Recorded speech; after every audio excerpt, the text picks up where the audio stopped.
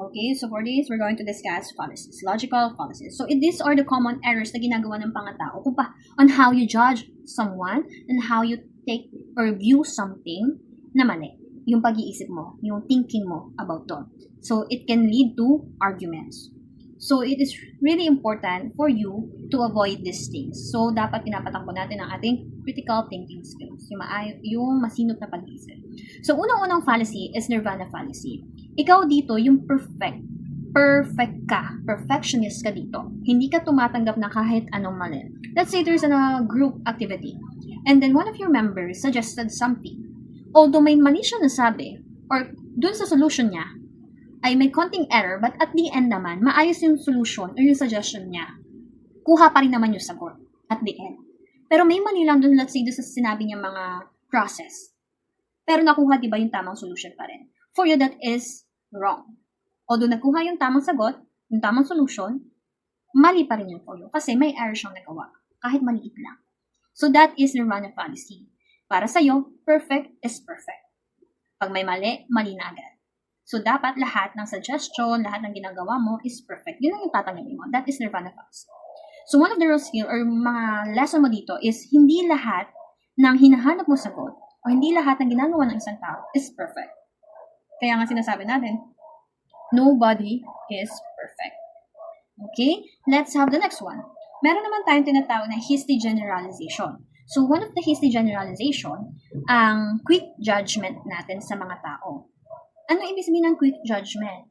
So, you rely on one case that leads to unfair biases. Ibig sabihin, may nakita ka lang ginawa ng isa, for you, yun na yun, lahat na yun. Ilalahat mo na sila. For example, I met one rude teenager. So, all teenagers are rude. So, nakakita ka lang ng isang teenager ngayong araw na to, na perceive mo na agad lahat ng teenager sa buong mundo ay masama na. Another example, two students were late. This whole class is irresponsible. So, dalawa lang sa estudyante yung late. So, na-view mo na lahat ng mga estudyante is irresponsible na agad. So, nadamay lahat. Ganun yun. So, for example, I ate one bad apple. All apple must be bad. So, ibig sabihin nun, kumain na ako ng isang apple na masama ang lasa, pangit or let's say bulok, for you, lahat na ng apple sa mundo na makikita mo or maano mo is pangit na ang lasa, hindi masarap. Which is not true at all. Masarap naman ang apples. So, another example, one dog barked at me. All dogs are scary. So, kinahulan ka lang ng isang aso, na-perceive mo na lahat ng aso ay nakakatakot. Pero hindi naman, may mga aso mababait. Diba? The driver cut me off. So, all drivers are reckless. Ibig sabihin, nag-U-turn na mabilis. Nag-U-turn na mabilis si driver sa'yo. So, therefore, lahat na ng mga driver sa mundo, lahat ng tao nag-drive, ay, reckless. Responsible. Ganun. So, you base one case for all na. Yun yung ibig sabihin ng hasty generalization. And of course, nakalimutan ko magbigay ng example about nirvana fallacy or fallacy. So, ito yung example niya. Balikan lang natin ha. So, again, nirvana fallacy is about being perfectionist. So, therefore, hindi ka tumatanggap ng kahit anong solution na may error. So, ang example nito ay, if studying won't make me number one, I won't study at all. So, ibig sabihin, your goal is to be number one. Nag-aral ka na nag-aral. But in the end, hindi ka nakakuha ng highest grade or being the top of your class. So, for you, hindi na maganda mag-aral kasi nga naman, hindi naman perfect yon for you to achieve your goal. Diba? Another example is, if the plan can fail even once, it is a bad plan. Ibig sabihin yung plano mo to surprise someone, nag-fail na. Therefore, hindi mo na siya gagamitin kahit kailan na ulit. You're going to reject it na. Kasi, hindi ka nag-succeed using that plan. Dapat perfect. Dapat yung plan mong yon, mag-succeed agad sa first try mo para ma-accept mo siya as perfect. Walang mali. Kahit ilang beses mo pang paulit-ulitin. Which is not true at all. Yan yung mga mali ng mga tao. Balikan na natin. Next naman, we have the false cause fallacy. Ano yung mga false cause fallacy? Ito yung events that are wrongly linked as cause and effect. Meaning to say, you are failing to see true relationships between events. Ano ibig sabihin nun? You base something or you just You base something without sufficient proof. Ano yun?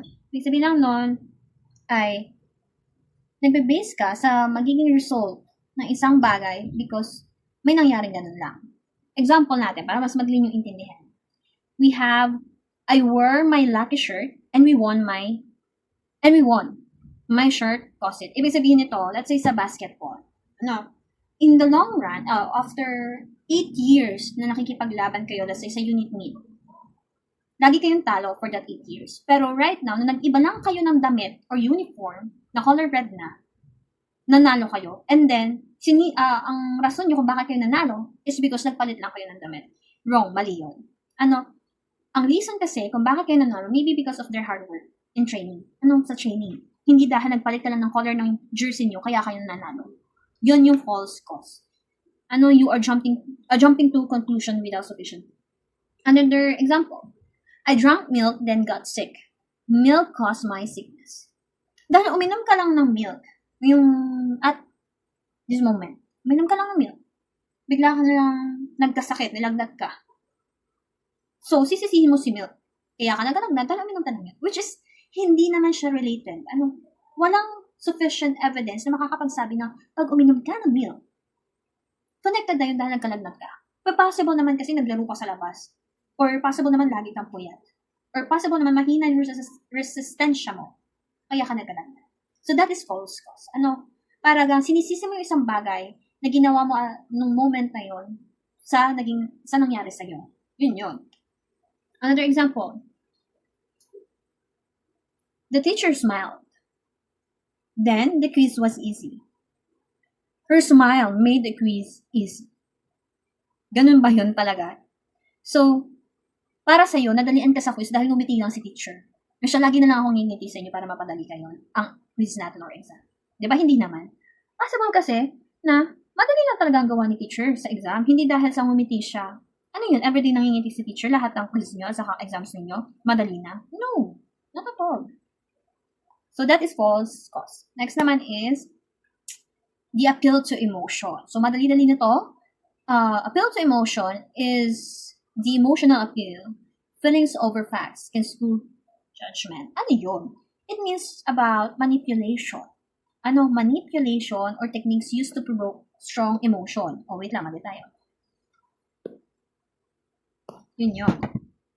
So, meaning to say, you use your own emotion to win someone's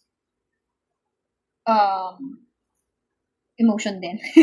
Oo, totoo naman talaga. You use your own emotion para maapektuhan yung emotion ng tao na kausap mo. So, use your own emotion to win someone's emotion din.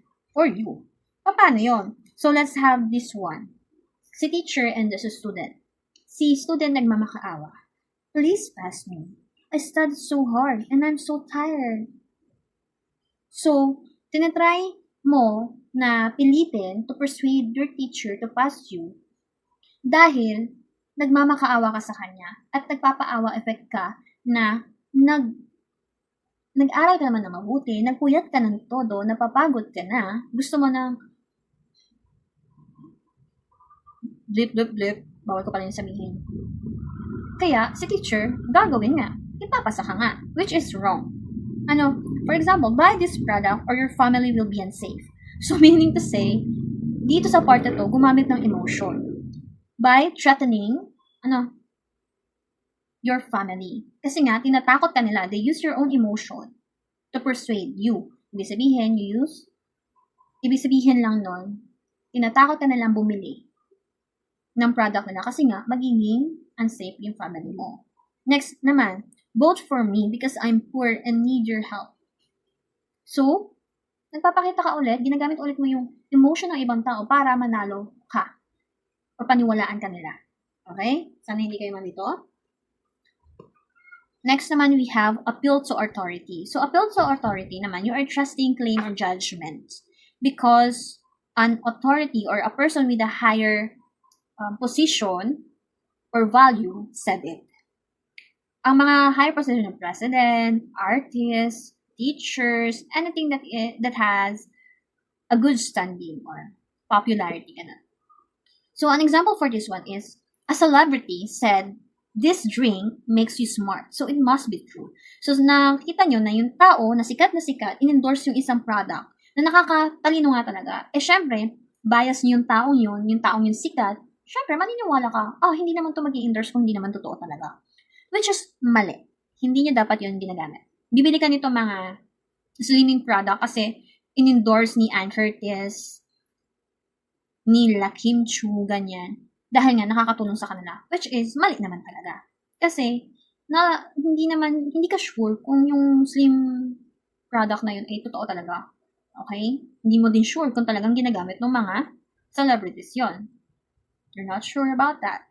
Kaya, yun yung appeal to authority. And then another example, my teacher said that movie is good. So, I know it's good. Sinabi ko na maganda ang movie ng,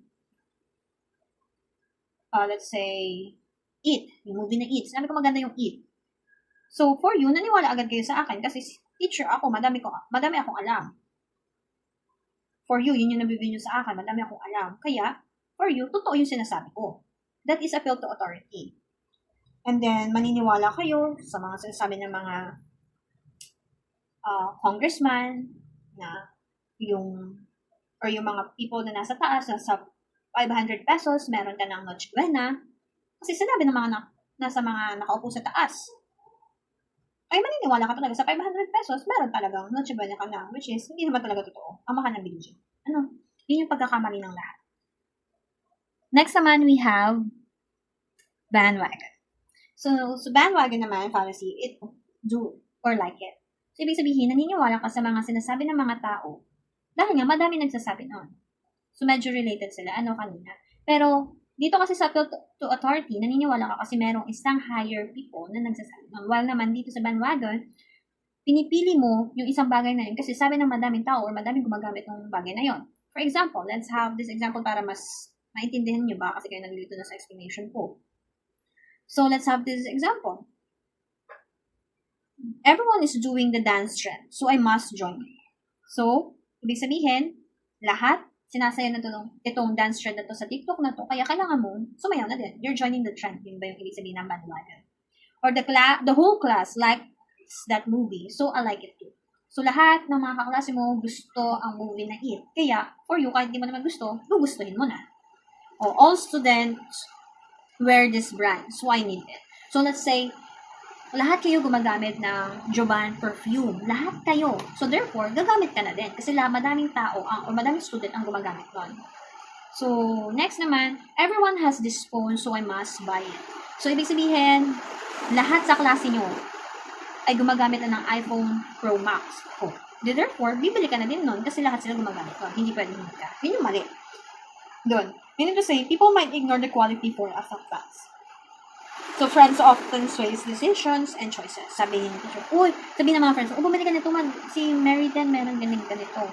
Meron na kami niyang lahat, ikaw na lang wala. So, bibili ka, kasi nga, meron na silang lahat, ikaw na lang wala, bibili ka. So, yun yung example ng bandwagon. So, overall, yan na yung ating mga fallacies.